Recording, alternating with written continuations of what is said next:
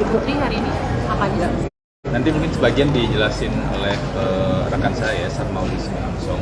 Jadi sebagai informasi sebenarnya pledoi yang kami siapkan itu dari penasihat hukum totalnya 953 halaman dengan tambahan bukti. Tadi ada 12 tambahan bukti yang teman-teman juga bisa lihat itu sekitar 2.600-an halaman, karena memang kami sesuai janji kami dari awal ya, bahwa pendampingan hukum ini kami lakukan secara objektif, jadi betul-betul fakta sidanglah yang menjadi poin perhatian kami secara detail, secara rinci.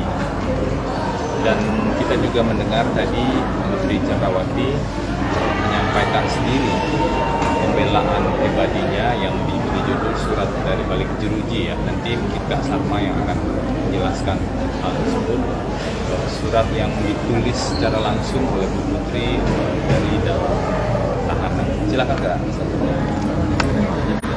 Mbak, gedean dikit Mbak, suaranya Mbak. Ya, dikit Mbak.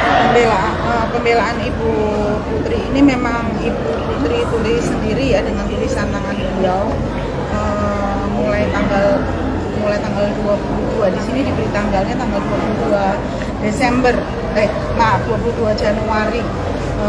Di situ seharusnya kalau dari pengakuan Ibu Putri sendiri sudah tidak ada keraguan lagi.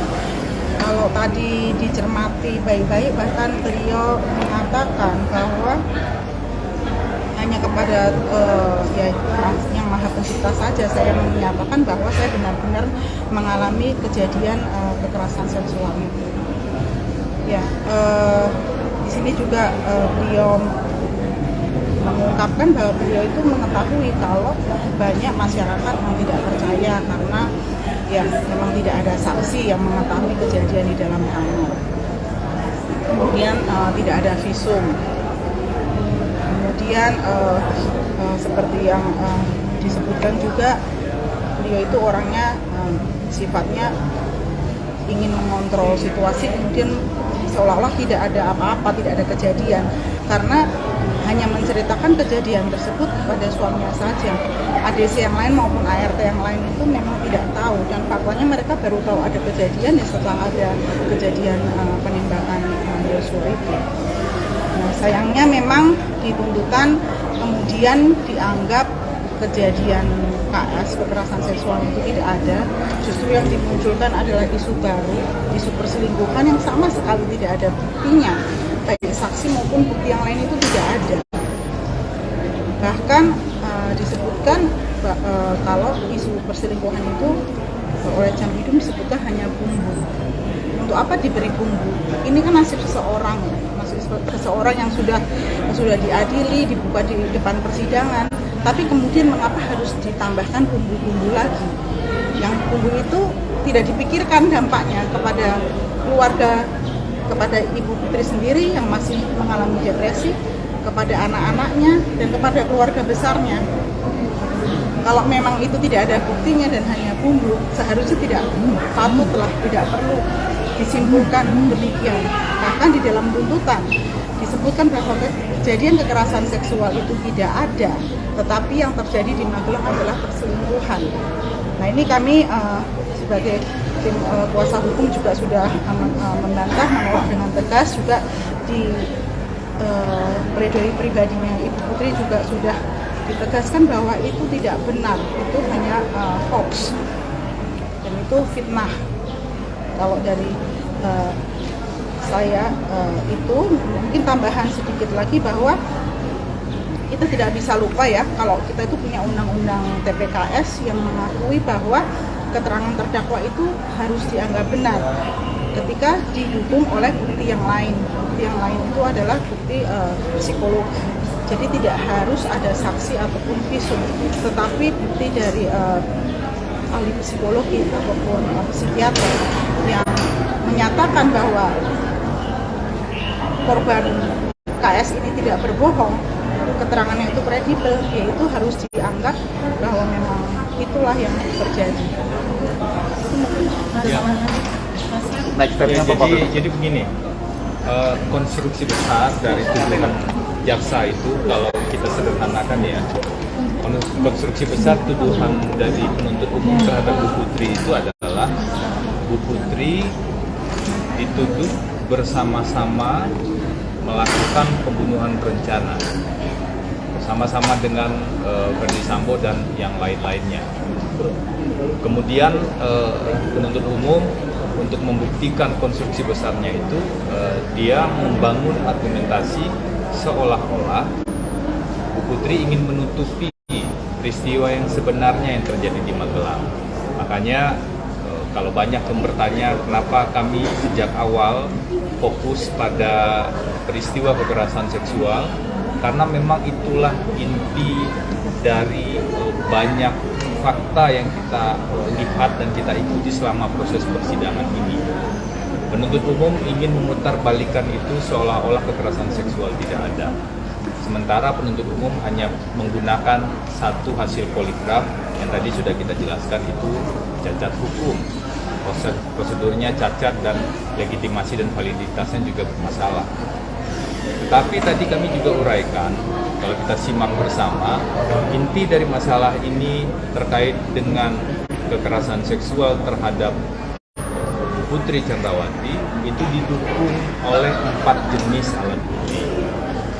Kami ingin sampaikan pada semua pihak bahwa hukum acara pidana kita, kalaulah kita hanya menggunakan KUHP ya, kita menggunakan hukum acara pidana itu dikenal 5 alat bukti. 4 diantaranya, 4 jenis alat bukti diantaranya itu mendukung bukti bahwa adanya dugaan kekerasan seksual di Magelang. Jadi ketika kami membuktikan itu mestinya sudah runtuhlah konstruksi paling dasar dari tuduhan penuntut umum. Namun kami juga menguraikan secara lebih rinci tuduhan-tuduhan peran Bu Putri sejak dari Magelang sampai dengan di Jakarta. Itu kami tunjukkan, kalau bisa kita klasifikasikan beberapa tuduhan itu terbagi pada sekitar 3 klasifikasi ya. Satu, ada tuduhan yang hanya didasarkan pada asumsi. Jadi tidak didukung oleh bukti-bukti, bahkan bertentangan dengan bukti-bukti yang lain yang muncul di persidangan. Yang ada hanya asumsi. Kemudian ada tuduhan-tuduhan yang hanya disandarkan pada satu keterangan saksi. Apakah boleh satu keterangan saksi digunakan sebagai dasar? Undang-undang mengatur tidak boleh kalau keterangan saksi tersebut berdiri sendiri dan tidak berkesesuaian dengan yang lain. Dalam konteks perkara ini kami menemukan banyak sekali penuntut umum menggunakan atau bersandar pada satu keterangan saksi yang berdiri sendiri tersebut, yaitu keterangan saksi Richard Eliezer yang sejak awal memang kami pertanyakan validitasnya. Bukan berarti semua keterangan Eliezer itu tidak layak dipercaya ya. Kita harus menguji setiap keterangan setiap saksi, semua saksi apakah berkesesuaian dengan bukti lain atau tidak, berdiri sendiri atau tidak. Itu poin kedua tadi. Tuduhan penuntut umum disandarkan pada keterangan saksi yang berdiri sendiri. Poin ketiga, apa yang kami sebut dengan penuntut umum itu melakukan manipulasi terhadap peristiwa yang terjadi. Peristiwanya benar terjadi, tetapi maknanya dimanipulasi seolah-olah itu bagian dari perencanaan. Kita lihat misalnya ada peristiwa Kuat nyetir dari Magelang menuju perjalanan di Jakarta di sebagian perjalanan. Peristiwanya benar, tapi ditafsirkan secara manipulatif seolah-olah itu perintah atau arahan dari Bu Putri, seolah-olah itu bagian dari perencanaan. Jelas dalam bukti-bukti di persidangan tadi kami uraikan tidak ada satupun bukti yang mendukung tuduhan tersebut. Soal pengamanan senjata yang dilakukan oleh Ricky di Magelang, peristiwanya benar terjadi, tapi dimanipulasi seolah-olah itu bagian dari perencanaan dan disuruh oleh Bu Putri. Tidak ada satu bukti pun yang mendukung hal tersebut. Soal apa lagi? Bu Putri ganti baju atau sebelumnya Bu Putri pergi isolasi dari rumah Saguling ke rumah Duren 3. Peristiwanya benar, Bu Putri pergi ke sana, tetapi tafsirnya dimanipulasi seolah-olah itu menggiring terdakwa, menggiring korban untuk ke lokasi eksekusi. Dan selain manipulasi, bahkan bertentangan dengan banyak bukti yang lain. Nah, inilah yang kami sebut dengan kita sedang mencari kebenaran material. Kalau kita mencari kebenaran material, maka setiap fakta harus kita uji. Tidak mungkin sebuah kebenaran lahir dari tuduhan yang bersifat asumsi, tuduhan yang hanya disandarkan pada satu orang saksi, atau tuduhan yang manipulatif. Nggak mungkin kebenaran material bisa terwujud di sana. Kalau kebenaran material tidak terwujud, bagaimana mungkin kita bicara tentang keadilan? Dalam konteks itulah kami ingin mengajak kita semua, mengajak majelis hakim terutama, ayo kita lihat fakta dan bukti-bukti yang ada tersebut. Bu Putri menyampaikan baik di pembelaan pribadi ataupun melalui kami di kuasa hukum, orang yang bersalah melakukan pembunuhan itu harus dihukum seadil-adilnya. Tapi orang yang tidak bersalah apakah juga harus dihukum? Hanya karena ia dipersepsikan ikut terlibat sejak awal. Hanya karena ada gelombang besar kebohongan yang dibuat sedemikian rupa, tuduhan, cemoohan, dan cacian yang mempengaruhi dan merusak cara berpikir kita. Tentu tidak, tetap harus dipilah secara jernih mana yang merupakan pelaku dengan bukti-bukti yang ada, mana yang bukan merupakan pelaku. Bisa saja dalam satu situasi tertentu, misalnya di tempat ini terjadi pembunuhan, apakah semuanya jadi tersangka? Tentu tidak, harus dilihat peran dari masing-masing. Kalau bersama-sama melakukan harus dilihat apakah ada meeting of mind, kesamaan kehendak atau tidak. Akhir kata kami ingin sampaikan pada majelis hakim ucapan terima kasih tentu saja karena kami sudah melaksanakan semua ikhtiar secara profesional, secara objektif, menyampaikan bukti-bukti, menguji bukti-bukti yang diajukan oleh jaksa penuntut umum sampai menyusun pledoi yang kami serahkan tadi. Jadi selain hard copy tadi kami serahkan juga soft copy-nya ya sesuai dengan permintaan jaksa penuntut umum, itu sebagai bentuk support kami juga untuk agar kita bersama-sama antara penasihat hukum ataupun jaksa penuntut umum berupaya mencari kebenaran material.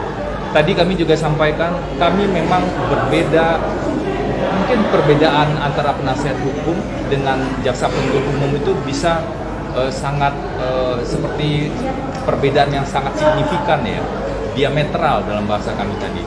Tetapi kami saling menghormati. Penasihat hukum kami menghormati jaksa penuntut umum dalam melaksanakan tugasnya. Soal berat rendah itu pelaksanaan tugas mereka, tetapi kami punya hak untuk menjelaskan posisi yang sebenarnya kasusnya seperti apa dan memulihkan hak-hak dari terdakwa. Kurang lebih seperti itu konstruksi besarnya. Kami menyarankan semua pihak melihat bagaimana rincian dari fakta-fakta yang terbukti di persidangan agar kita tidak keliru mengambil kesimpulan, agar tidak terlalu terburu-buru menuduh atau menghakimi seseorang yang belum tentu bersalah, agar tidak terburu-buru mencaci maki orang yang jangan-jangan ini adalah korban, jangan-jangan dia benar-benar adalah korban kekerasan seksual di dalam konteks ini, tapi sudah kadung dicaci maki karena berbagai faktor. Kalau itu sudah terjadi, Bu Putri tadi bilang sudah memaafkan, karena itu kami semua mengajak, ayo kita lihat kembali fakta-fakta yang muncul di persidangan. Inilah yang kami sebut dengan pendampingan hukum secara profesional dan objektif. Seluruh ikhtiar sudah kami lakukan secara profesional. Itu mungkin yang bisa disampaikan. Ada permintaan garis polisi di 46 diminta dicopot, alasannya apa Bang? Ya sebenarnya kalau kasusnya sudah selesai kan garis polisi itu kan tidak dibutuhkan lagi. Bahkan di salah satu pembicaraan kami dengan Bu Putri juga, di sana kan ada beberapa barang-barang yang tidak ada hubungannya dengan perkara. Kalau ada teman-teman yang masuk ke dalam itu kan ada beras juga ya di dapur, itu kan juga sebenarnya bisa disumbangkan ke pihak yang membutuhkan. Kemudian ada barang-barang lain yang juga sudah tidak relevan dan hakim juga sudah melakukan pemeriksaan setempat. Jadi akan lebih baik kalau lokasi tersebut bisa dimanfaatkan semaksimal mungkin. Tapi itu kembali kepada majelis hakim ya, ini permintaan dari kami dan tentu nanti kita tunggu bagaimana sikap majelis hakim dalam putusannya. Maksudnya, tapi secara pribadi ada tanggapan nggak dari Pak Ferdi Sambo menanggapi tuntutan untuk Putri Candrawati dan juga sebaliknya Bu Putri menanggapi tuntutan untuk Ferdi Sambo? Ada tanggapan secara pribadi terhadap penasihat hukum dari keduanya?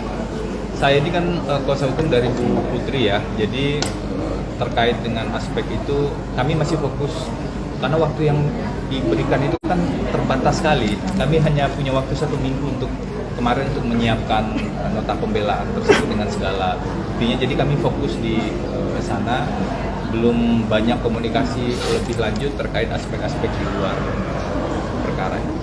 Saya kira mungkin cukup dulu ya teman-teman. Tadi sudah banyak sekali kita sidang dari pagi sampai dengan sore ini. Semoga kebenaran material benar-benar bisa kita dapatkan. Terima kasih. Terima kasih.